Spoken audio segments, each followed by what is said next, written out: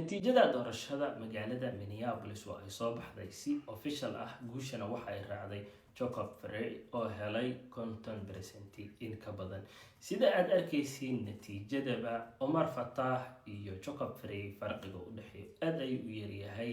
8,000 oo cod oo dheeri ah haddii uu heli lahayna macquul ayay ahaan lahayd in uu soo baxo. waxaa fiican in qof kasta oo Soomaali ah la garab istaago, waxaana insha Allah Soomaalida ka rajeynayaa in buuqii qabyaaladda iyo xafiiltankii uu halkan ku damo mustaqbalkana qof kasta oo Soomaali ah oo xil u soo istaago in la garab istaago.